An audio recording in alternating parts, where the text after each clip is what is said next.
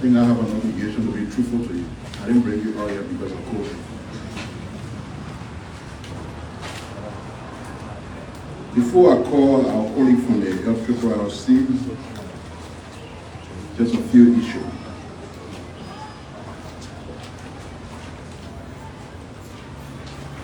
President Mbaka issued an executive order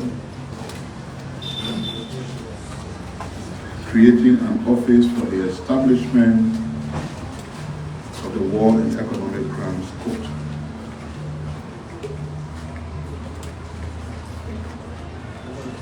The office was to some extent set up because the president named the head of the office. Since that action took place, there has been a national discourse as to what the public thinks about the action. The discourse also took international dimension. And of course, our national orator was pointed in expressing why she thinks about the process that has evolved so far. Based on all the conversations that we've listened to, the government decided to take a stance that will make the process to be evolving. So much so that our people will take ownership of a process that is supposed to bring closure to all the concern about impunity after we fought a brutal civil war. So the executive order issued by the president establishing that office remains in force. But what we've chosen to do is to move a step further. And that is to accept that we need to be more consultative, we need to be more evolving to ensure that the people of Liberia and some of our external actors who are supposed to help to drive this process feel comfortable with this process. And because there is a sense of sincerity on what we want to achieve as a result of this process, it's not for politics, it's not for gimmicks. The government chose to have a listening ear. And so the decision has been taken that will reconstitute the structure that runs the office for the establishment of the War and Economic Crimes Court.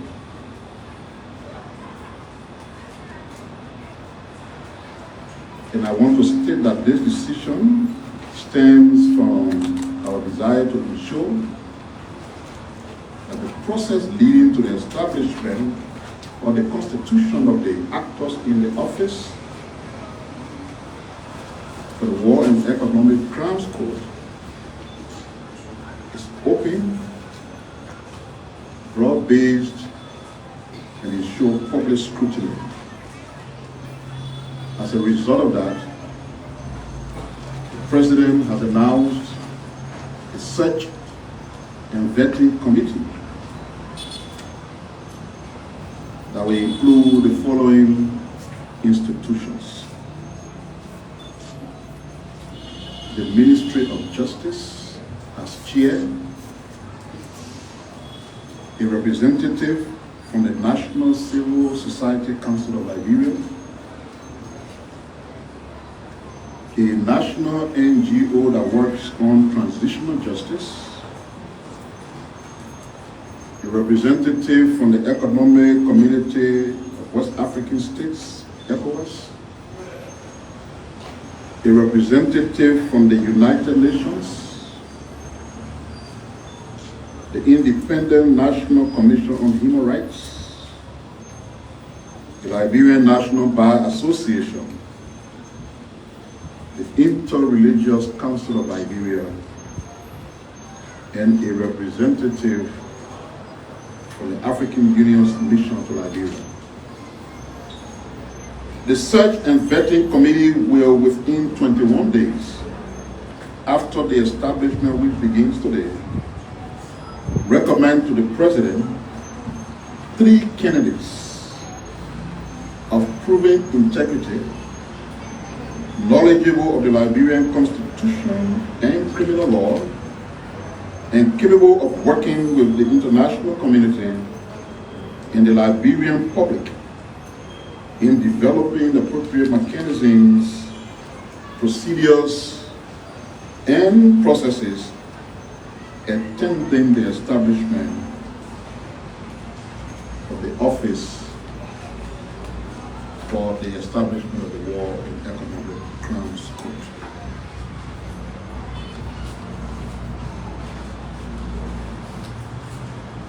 On Tuesday, August 6, 2024, the acting executive governor of the Central Bank of Liberia, Mr. Henry F. Samoa,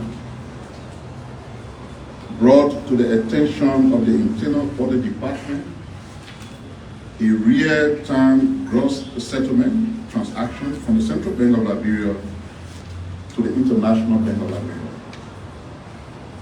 The amount involved in the transaction is $961,777 United States dollars, intended for onward transfer to a beneficiary account at SRB.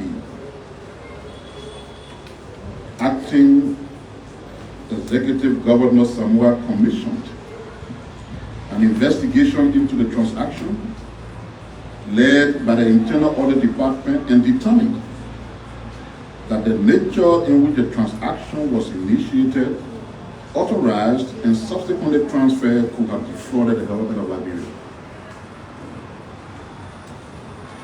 It could have also brought the Central Bank of Liberia to a potential risk of repayment in the amount of $961,777. The internal audit investigated the procedures and controls surrounding the reversal of the transaction relating to the GAL revenue account and the associated risk. Based on the internal CBL investigation, the amount of $961,777 was processed without evidence of approval of senior management of the banking department of the journal entry ticket as required by the banking department manual. The intended beneficiary account established at the International Bank in 2018 has been credited with comparatively small amounts in the past. The General Auditing Commission, in its recent report of the CBL, captured the company that is said to have owned the account of being paid $55,000 without any evidence of any work performed. 3 staff of the banking department are currently in police detention on ongoing investigation. Meanwhile, the investigation continues, and the executive governor, Mr. Henry Samoa, has commissioned a full audit of the Central Bank's real-time gross settlement transaction to determine compliance with policies. The press and the Liberian people will be updated as more information becomes available regarding the investigation.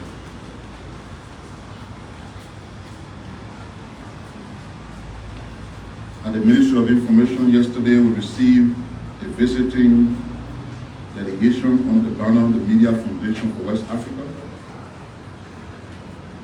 And they were accompanied by the head of the Center for Media Studies and Peace Building.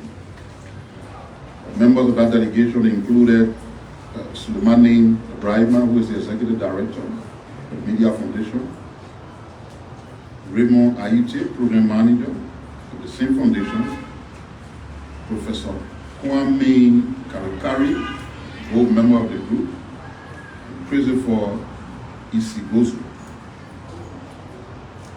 They also include the president of the Nigerian Union of Journalists, and of course they were brought forth by Martin Joseph. Discuss the media landscape in Liberia.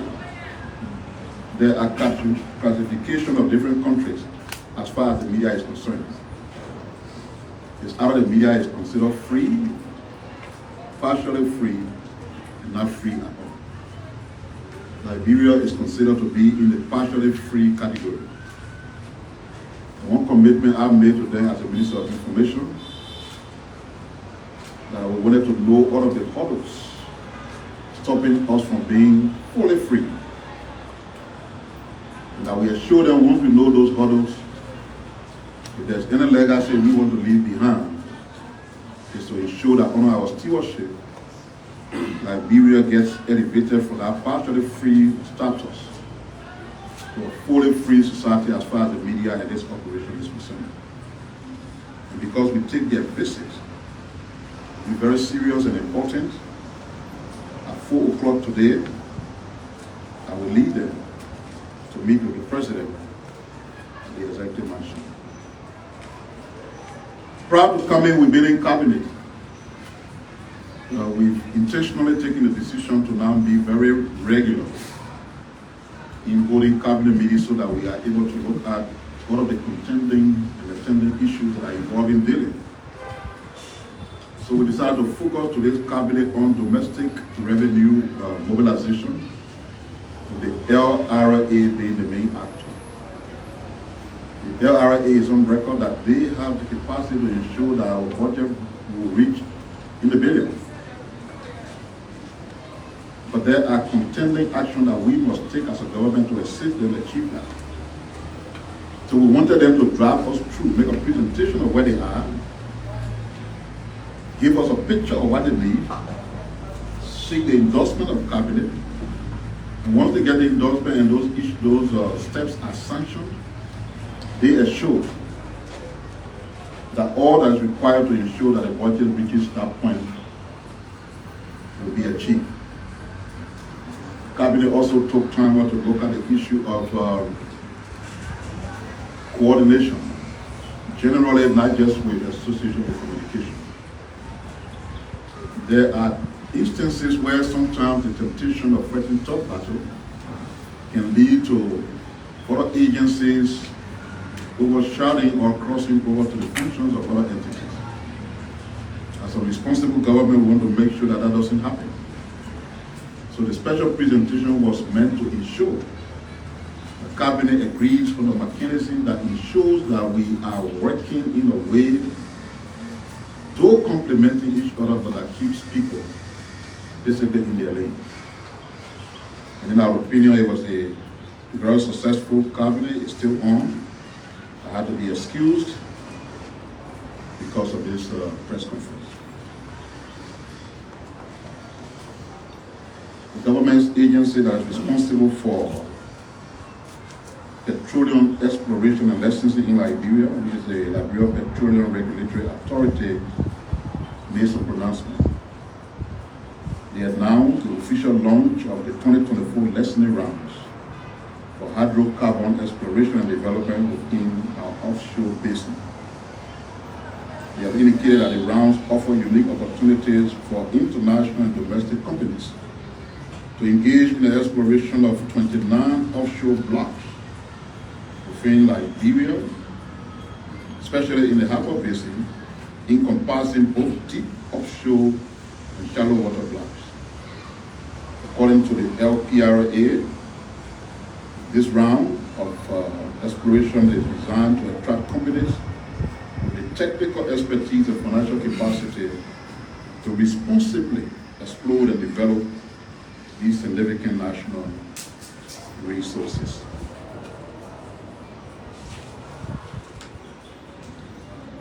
I'd just like to make a comment on one final issue. And the way I want to address this issue is to start with a number of rhetorical questions. If there are employees of the Ministry of Information, where our offices are, they wake up in the morning, they insult the President Pro Tem.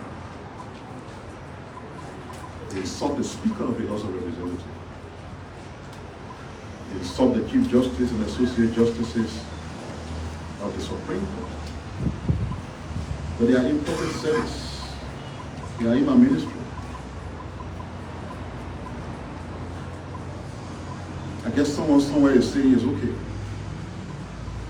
Someone somewhere says it's freedom of speech, freedom of expression. Someone somewhere will think that because it is not them, then it's okay. But I'd like to remind everybody who's concerned about what is happening as to what the Civil Service Standing Order says with regards to the conduct of individuals who work in the public service. Especially Chapter 4, Section 4.22 of the Civil Service Standing Order. And it says, anyone working in the public service with conducts unbecoming of an employee in the public sector, as outlined in Chapter 4,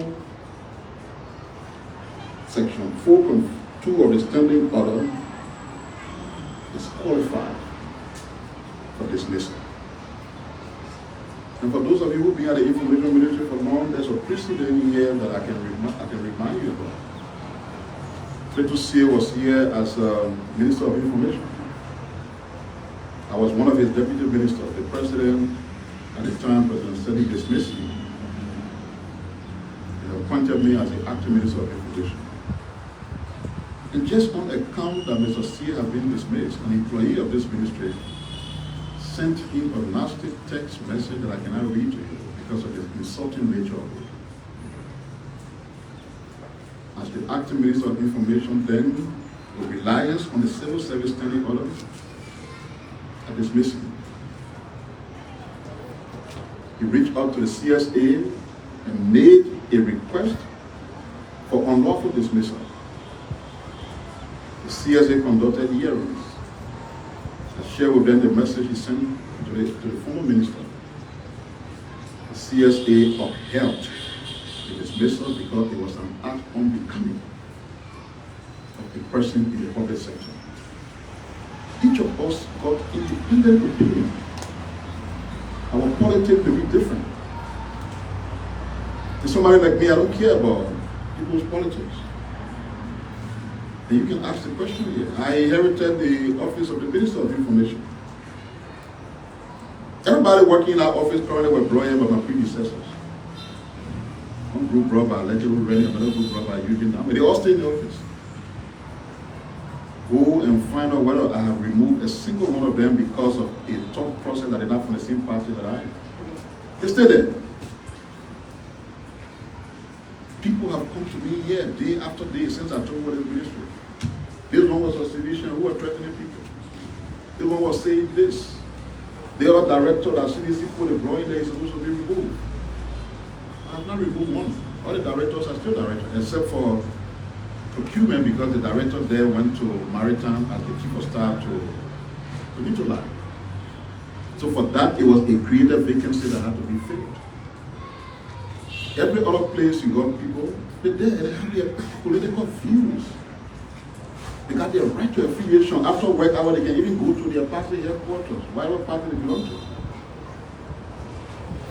The only restriction is the entity is not a political ground.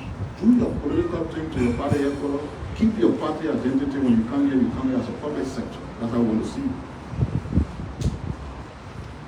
So no, it's not acceptable that somebody in the public sector can conduct themselves in a certain way because the law requires that when you do that which is considered act unbecoming of a person in the public sector, there are repercussions. The CSA has briefed us that the individuals involved had the necessary action that are required by the law. Some of them have gotten money letters before, encouraged to have their political view, but not to be openly insulting leaders. They chose not to listen. And rather than us politicizing these things, there's always remedy under the law. The law says if somebody in the public sector is dismissed, and you feel that there's a wrongful dismissal or illegal dismissal, it says make a formal complaint that you were unlawfully dismissed. And necessary due processes will take place. And if it is determined that you were unlawfully, there have been instances where I got a letter here now about somebody who was dismissed in the last 6 years. The CSA has determined that the person was wrongfully dismissed, and they've corrected it to reinstate them. In that case, it's the law. And I respect the law. So when people disagree with action against them, take solace in the law and not vain or unnecessary threats. In fact, it will interest you to know that, for example, the letter in my hand was written January 29, 2020, dismissing a public servant would be realized to be the same as you violated Chapter 4, Section 2.2 of the Standing Order. And guess what the reason was? Based on your constant involvement in spreading insults and threats at public officials via social media. The letter is here. And some of the things that the people who've been dismissed now are dismissed for is not what the person did.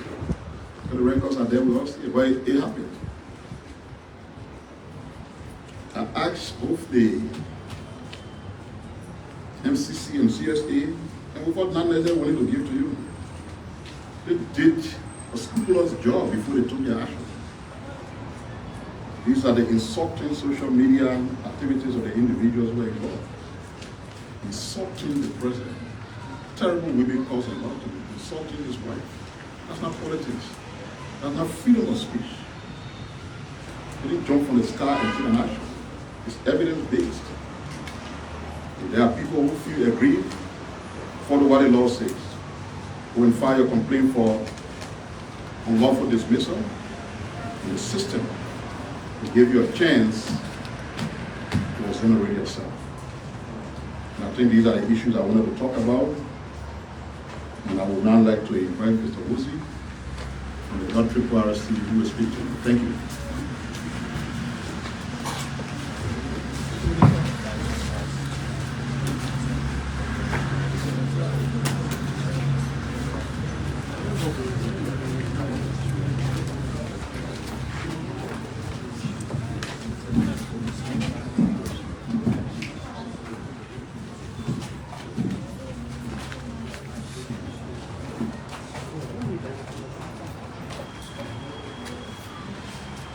Good afternoon. On behalf of the management of LRRRC, we are very much honored and grateful to the MICAT family for affording us this platform that we can use this time to discuss and inform the public about our program plan for tomorrow that is bordered around a high level informative discussions and dialogue on the influx of Burkinabes within our borders. The upcoming event scheduled for tomorrow is a one-day national stakeholder dialogue on the influx of Burkinabes in 6 of the 15 counties in Liberia. The history of Burkinabes in our country can be traced far back to 2016-17. In 2016-17,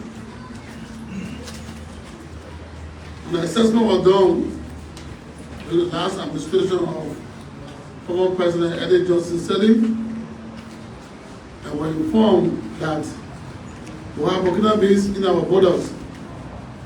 To be precise, in the Grand Gile, Liberia, part of Maryland. That number have been people of concern based on our mandate.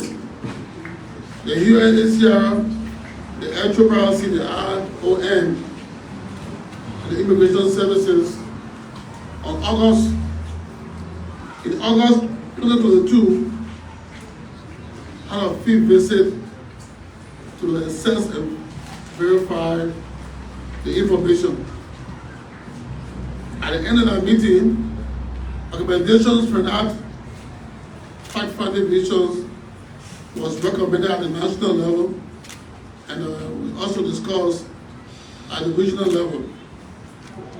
Based on the information and follow-up, in November 2022, the Ministry of Information uses its platform to allow us to talk about this information at a time. As a result of that, we agreed on a joint mission to visit the project locations and to have an interaction with cross sections of our brothers and sisters called Burkinabe. They were interested to know that at the end of the day, the Ministry of Internal Affairs, the Immigration Services, the UNHCR, and the ROM conducted a rapid assessment, and it was confirmed that in 2022 of November, there were 40,000 Burkinabes within our borders. To be precise, in Grand Judah, LRRRC, Maryland, and Liberia County. Within the counties, there have been a concern. Based on our report that was spearheaded by the UNHCR and the LRRRC, it was reported that in LRRRC, there were 5,800 plus Burkinabes, women, children, and young people in that part of the country. In Maryland, we had 2,500 plus. In Grand Judah, 23,000. And in Nima County, we had 8,700. A total of 40,000 plus. The information is border security information offices of the Superintendent, the Commissioner, the Town Chief, LRRRC. So based on the information, our administration inherited this information and we decided to follow up on the emerging issues. In the Southeast, the LRRRC runs a program called Durable Solution for former African refugees who opted for local integration. It means that I cannot go back home. I have decided to stay in Liberia because I'm a citizen or a resident holders. And because this government has signed and ratified those instruments, the government of Liberia at the time developed a 3 years local integration program that allowed us to establish and build structures and services available for those who opted for integration. Today, we have about 2,000 plus Ivorians, former Ivorian refugees, who are now integrated with the local part of Liberia. Today, we are saying to you, we also have 40,000 plus Burkinabes who also live within those areas. The present influx of returnees coming in as returnees from Ghana, they are also within those areas. We also have our brothers and sisters who are vulnerable, the deprived, the excluded, and the vulnerable people also living in that part of Liberia. We are concerned about protection and cultural clash as we move on. So as a government, we decided to elevate the conversation. Further for us, on June 20, 2024, we had a World Refugee Day, and there were cross-section of refugees who made a case. The refugee program was clamored by the Hostage Chair on Refugee Repatriation and Resettlement on Mary Washington, Mary Johnson, and also on Nathaniel Williams, Anthony Williams, excuse me, who agreed that, okay, we'll look into this matter and we'll follow up to the letter.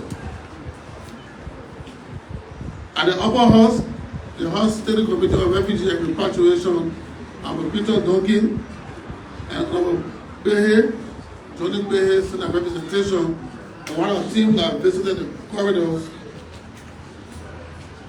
for a week.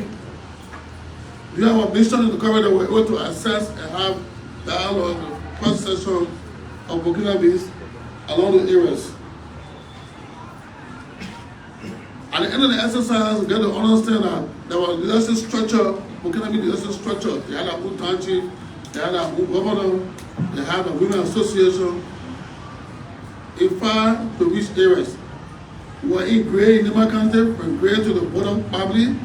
It's a 5-hour drive, like 2 minutes away from the Southeastern River into Cote d'Ivoire. We spoke to almost hundreds of Burkinabes, just the leadership, women and children who were vulnerable. They are concerns. We have meeting in Toaster also, we have similar concerns. We're in PTP, in Zeju, to the West Scale, similar concerns. Our last bus stop was at the Plibo City Hall, we have mass meeting, and it turned to a clash because our refugees who have integrated, who are ruins, and are also Burkinabes who are saying, oh, this is our territory and this is our territory. Well, we hammer that up, and our concern is that there are 2 groups of Burkinabes we're looking at. There are those who left the war in the north, in Burkina Faso, and are seeking refuge within our borders. And there are those who are from the Cote d'Ivoire, are crossed into Liberia, they are economic migrants, doing business, they are farmers. Whether you are a farmer or you are asylum seekers, we are concerned about international protection because this government has signed and ratified international instruments. The LRRRC as a lead agency has an obligation to ensure that our records as a government are clear to enable us access other development opportunities, because once we are in red, it creates as some obstacles to access other international fundings.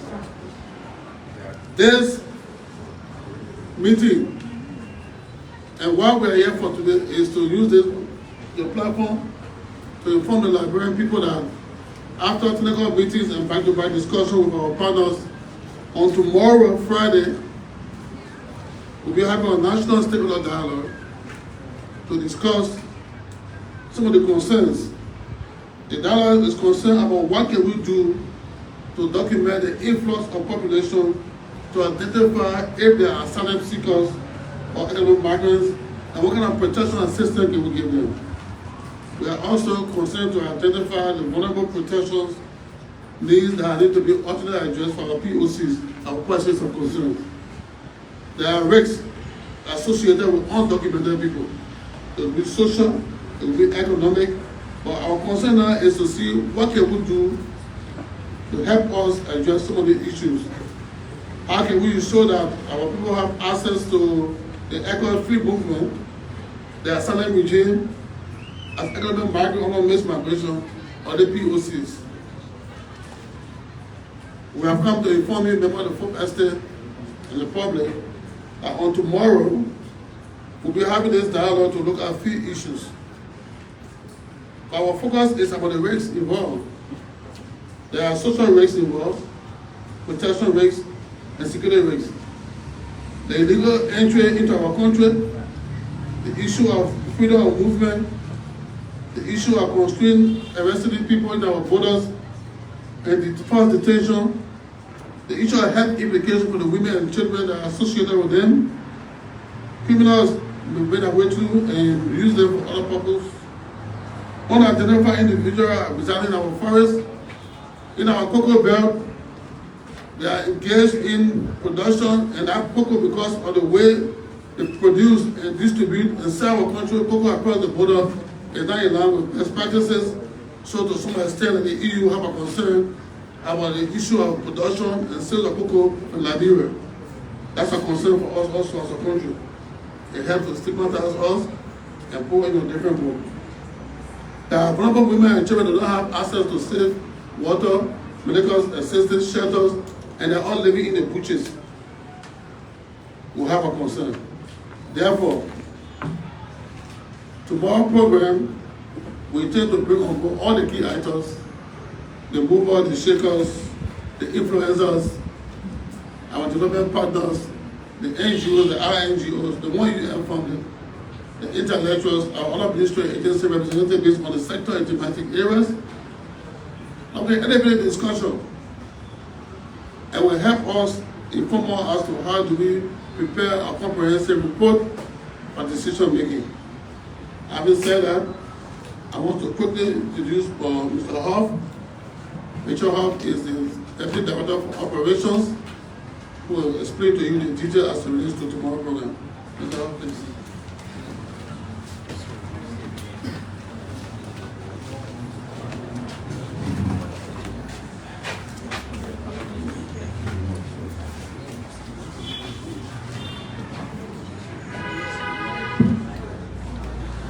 Good afternoon, members of the Fourth Estate, Liberians in radio and television land, on the social media.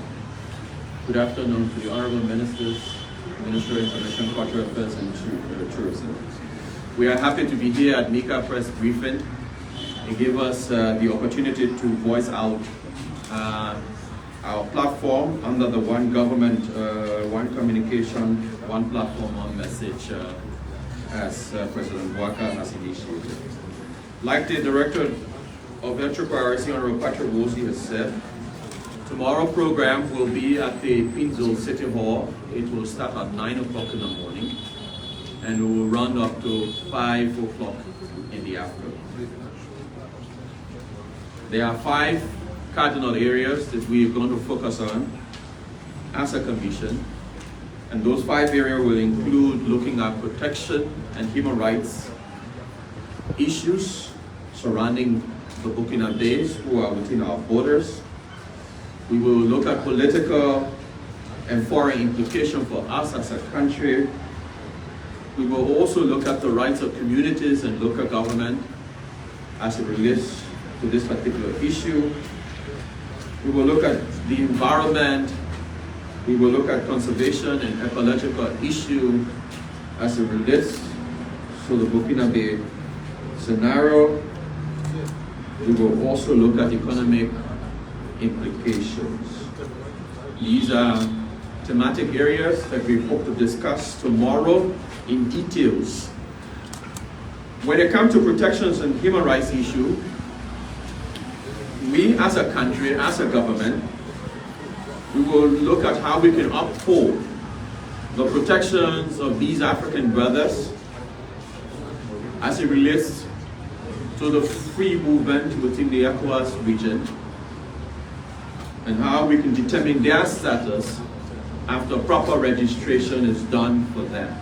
So you either register as a refugee in Liberia or as a migrant. So with the proper documentation, it can be determined what is their status. So tomorrow's program will look at all these cardinal issues. Like the director have said, we've invited top personalities from the government, from civil society, from national NGO, from international NGO, from the UN sector, as well as prominent Liberians in the diaspora to speak on major issues that we can all deliberate on and find common solution. At the end of the program tomorrow, we will come up with a resolution, a proper solution that can be forwarded to the President and the Cabinet for action. We hope that tomorrow's event will draw the curtain on the issue of the influx of Burkinabes into Liberia. They are African citizens. Over the past, Liberia had not taken major action because they were ECOWAS citizens. But with the development in January, we saw it necessary that now we need to get on our feet and then host this program to be able to properly document them, as Ghana and Sierra Leone and Cote d'Ivoire have done. And so with the backing of UNHCR, IOM, and the government of Liberia, we will then host this program tomorrow at the Pinkville City Hall. The media is invited tomorrow. As you have come today to the press briefing, we expect that you will be there tomorrow like this, so that you can also let Liberia know what has been discussed in the hall. We want to thank the government of Liberia through the Ministry of Information, Cultural Affairs and Tourism for availing us this platform to be able to discuss this particular issue, and that key among people that will attend this particular event that we will look forward to is the Minister of Gender, Children and Social Protection, Honorable Birmingham Horace will be there. The Independent National Human Rights Commission, Councilor Mr. Brown will also be there. The Ministry of Youth and Sport as it relates to young people and social issue will also be there. You will have the Executive Director of the Women NGO Secretary of Liberia, Wangosa, attending the program. And then we will have media guru like Hassan Kewu and Anthony Bowen moderating these sections alongside other seasoned Liberian journalists who will also be there. You will have the Superintendent from NIMA, Honorable Carl Meaper Godo, Honorable Alex Grant from Kranjida will be there. Honorable Max Swebe, the Superintendent of River G, and the Honorable Henry Cole, Superintendent of Maryland County will also be there. You will have prominent persons from the universities of Kimberland also addressing us. The House Chair on Repatriation and Refugees, Honorable Mary Johnson, will be there. These are a few individuals who have vast knowledge on these issues who will also be there to address the panelists through sections that will make the event tomorrow. I want to thank you so much, and I'll turn the podium over to the director who will continue forward. Yes, sure.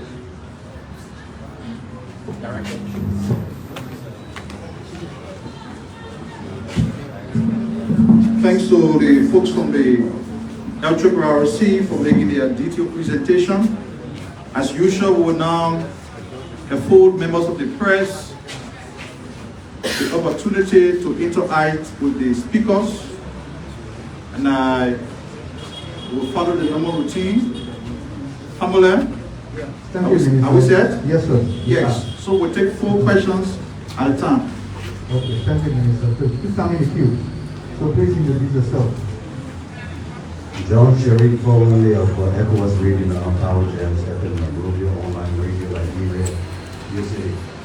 It is very alarming to talk about this Burkina Faso question. You know, Burkina Faso is opting to be out of ECOWAS, so to speak, and she's really fighting to do that. And to know that since 2022, the population has increased. And these are people who speak French and who speak English. And to have them here up to now, I think it's shameful. It is a serious security risk. You're talking about 40,000 Burkinabes in Liberia illegally, and nothing has been done since 2022. I mean, I wonder where is ECOWAS. The next thing is, I'd like to talk about the institution or the institute that said that Liberia is number 3 on the list, partially free. I mean, when you make statements such as that, knowing that this is a nation, you should, in many ways, make it clear as to what do you mean by that, so that people understand. Because I mean, Liberia plays a pivotal role in West Africa, and it is not a secret that all of the elections since 2005 have been free and fair. And if you look in the jail today, the prisons, you will see that there are no political prisoners.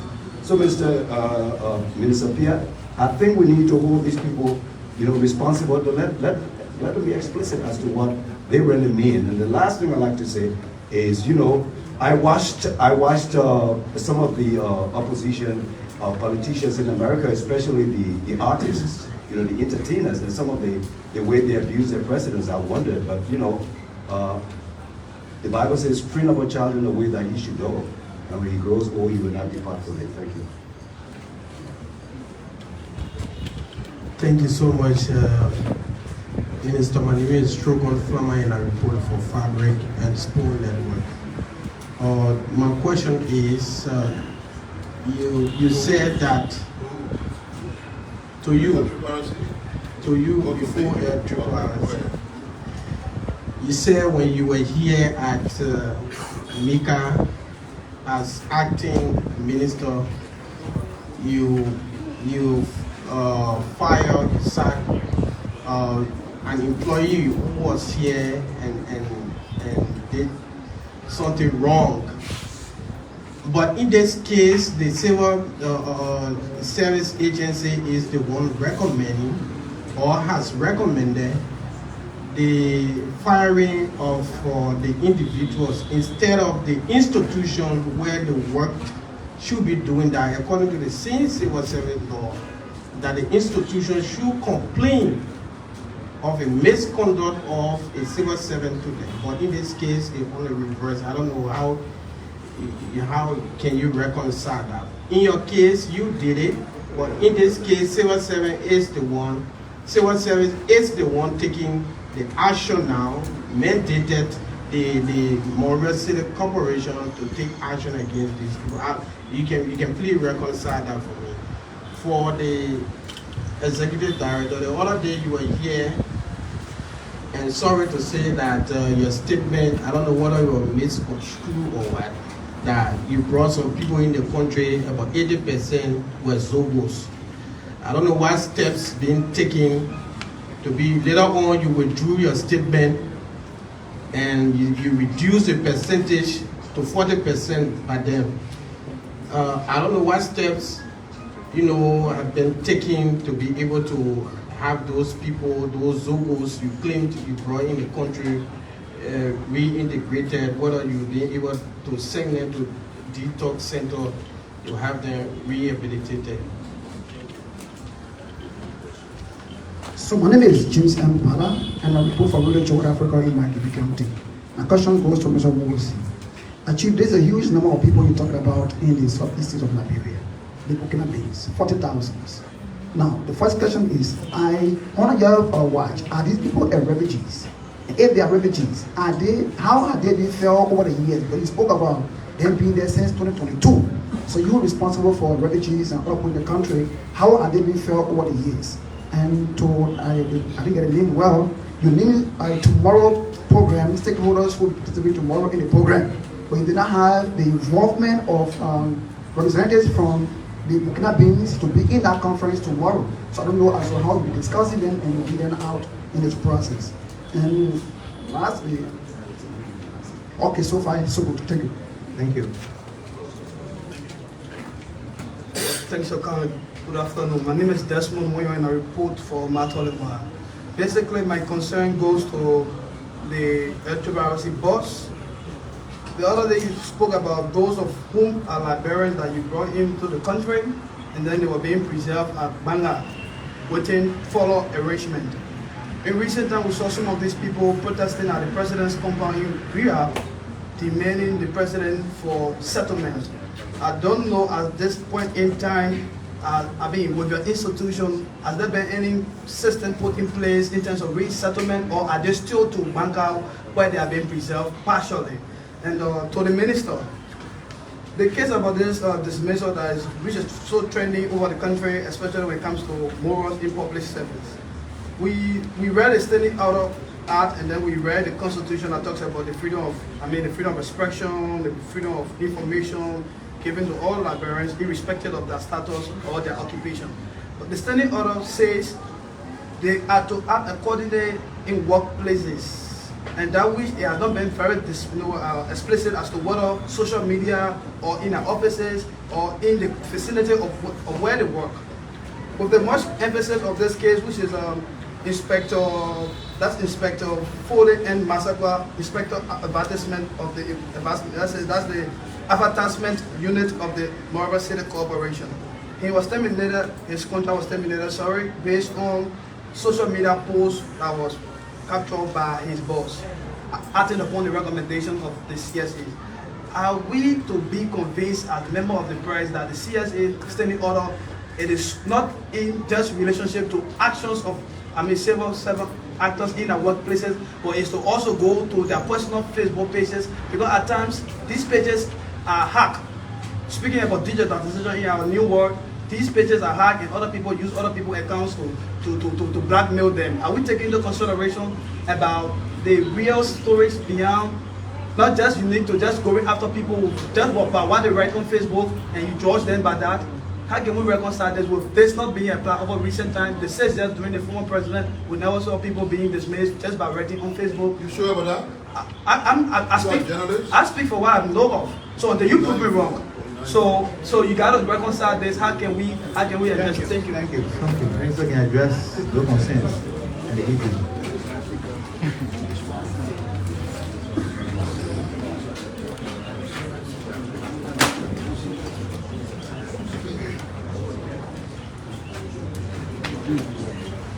So there are 3 short questions for us. The LRRRC, the first has to do with participation of the key stakeholders at the program tomorrow. The answer is yes. Our program tomorrow is inclusive and participatory. We'll have 12 persons from the host communities. The leadership of the Burkinabe, 2 per country, will be at the program tomorrow. We have somebody to transport them, to be internet healing, the DSA, their transportation, everything was sponsored by our donors, because we want to hear from them themselves. The affected community will also be at the program, so like 3 persons, 2 Burkinabes, and 1 member of the affected community, 3 per country will be at the program. So to address the first question, the answer is yes. We'll have the group of people at the program also. We'll also include members of the folk estate, as I said, and other key items that do live in those areas. I can answer the question straight. The second part of the program, the question has to do with, are these people refugees? The answer is no. They are not refugees, but they are POC. To become a refugee, they are processed. You are all a refugee based on the 51 Convention or the 69 Convention. The UNHCR 69 Convention. On the 69 Convention or 61 Convention, there are steps involved. You have to apply as an applicant and say, because of war, greater fear from persecution in my country, I hereby seek refuge in your country. So we see you at the border and you are classified as an applicant. We have our silent committee at the LRRRC represented by other ministries that goes through your case and report and file you there. And at the end of the day, once you are qualified, then you are accepted as a silent seeker. Then we'll do reference check back to your country to get all the data information to qualify you that you did not run away from your country because you killed someone and came to Liberia. You went away from your country because of war, greater fear, or persecution. Once that is established on the 51 Convention, they move on to our refugee. So there are steps. So they become a asylum seeker for over 10, 15 years because we still do investigation to make sure that we have the actual information. And it's the 51 Convention. On the 69 Convention, they say a group of people running away from war. Influx of people, because of a good number of people who don't have the time to get individual investigation, we get called prima facie. They make a group of people running away from war because of the influx of people who accept all of you because of fear of persecution. So the 69 Convention speak about influx, whereas the 161 Convention look on a case-by-case basis. Now, if you keep all the 69 Convention, and for some reason, those situations that are brought into our country cease to exist, and the conditions are met, we invoke what we call the cessation clause. It means that the conditions that are brought in our country, we do not investigate you people who consider you as a refugee, no longer exist. It's not free and time for you to go back home. You're not supposed to go home. That's what we call voluntary repatriation. But if you refuse to go home, then we invoke the 61 Convention that look into your case on a case-by-case basis. Without education, the situation in Burkina Faso and what's unfolding right now, there are 2 groups of people. There are those who came from the Côte d'Ivoire and crossed over. We don't know if they are asylum seekers that were brought into Liberia, or they came because of what? Business, economic gain, economic migrant. This dialogue will help us to shift this discussion and will help us prepare us to do a profile. We know them, we find them, we investigate, we document them. At the end, we come back to you and say, oh, of the 4,000 persons, These are asylum seekers, and these are what? Economic migrants. And because they are equal citizens, the equal free movement can be applied. Because they are asylum seekers, we can invoke the asylum regime. Only they do that, they are not refugees, they are not asylum seekers, they are POC, persons of concern, in our borders. The last part has to do with the issue of 80%, 60%. Let me show you, say to you that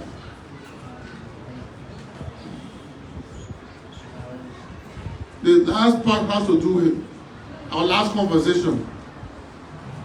I think we have passed that level long ago, but the good news is that today we have with us as an entity 174 Liberians from Ghana, don't have no power, no man, and we are still living with us to find a place for them. Today we have about 289 persons who need some level of rehabilitation. Either have a medical problem or some level of mental problem. So we have done some documentation with the support of the Ministry of Health and the mental health team. They did screening and we have a list of people that is qualified. That number at the time can be qualified into 80%. What happened if I tell you that it was 80% or 100%? Not 80. So the good news was to happen the yardstick. But again, we are happy to say that they are our brothers and sisters, and that will be addressed, and we'll put a find global solution for them. Thank you.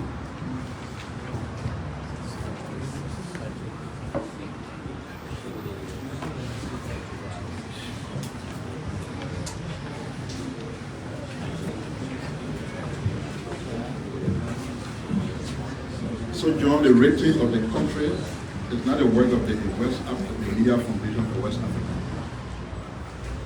I'm sure you know about Freedom House. They've existed for rack of ages platforming. Year by year, they rate country as far as how free the press is. We used to be considered before as a country where the press is not free. We made some progress. Out of 100, gave us 64, which eventually qualified us for being partly free. It is a process that is globally respected, and what we take interest in is not to hold us self-defense. So what we do is we work with them to identify what the shortcomings are, and then we work on the shortcomings. Because the way you leave from this stage to another stage is to meet just what the benchmarks are that will make you economically free, partly free, etc. So as a country, we respect Freedom House, we respect their assessment, we take it in good faith, and we work to improve upon where the things that issue for which we are considered partly free.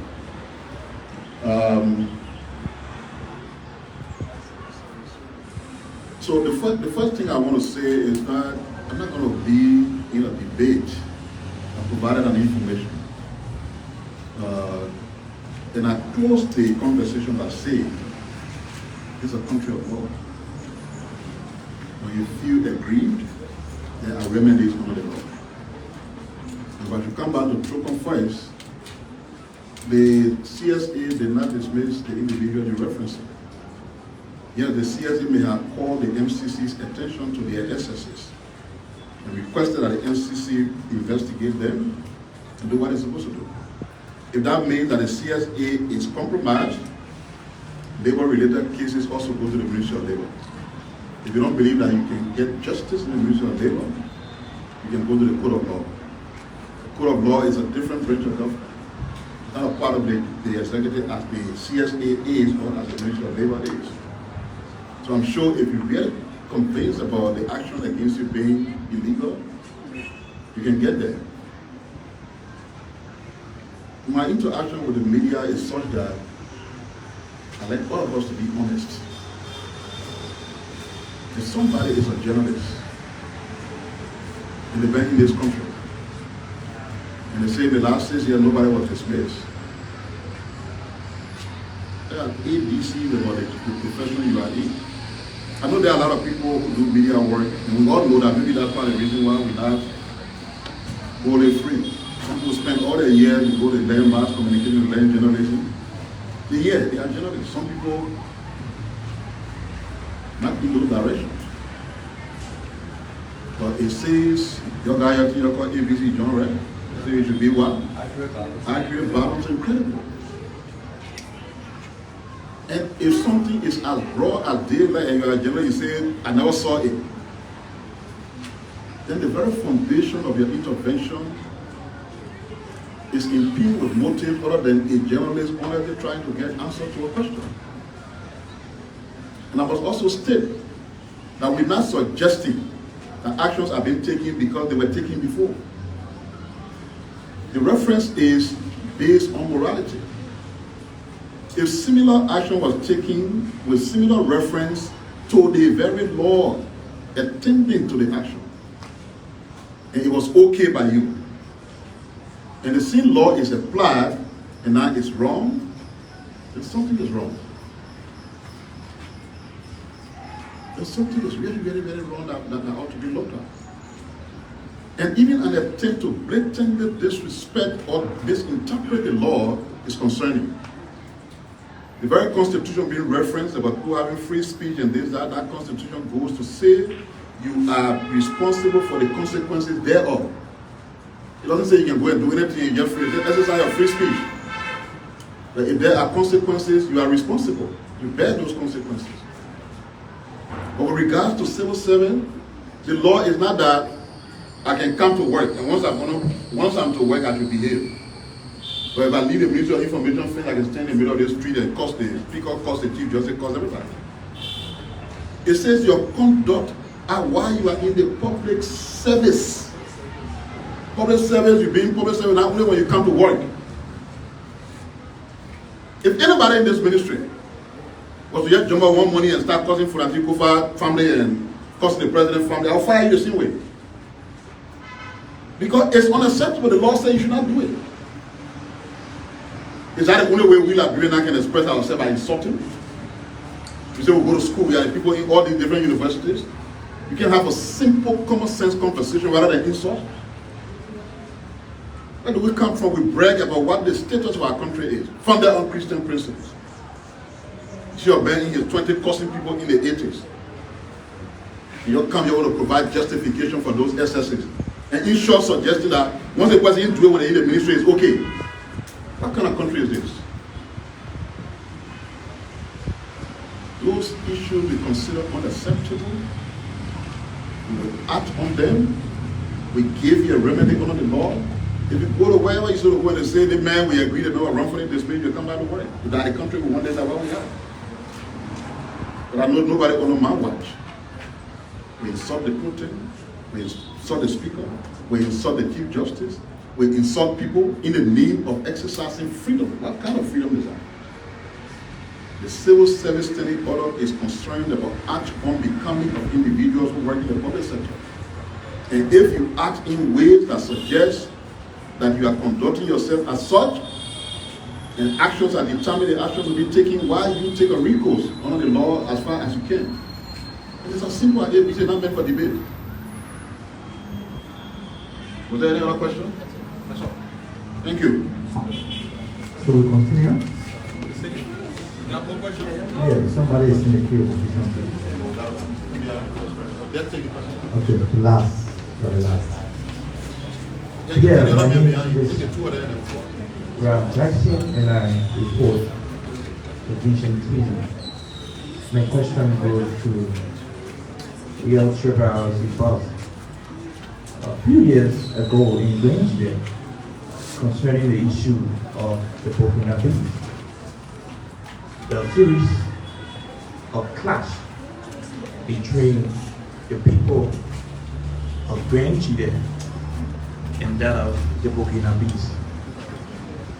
The people of Grand Chile said that the Burkinabes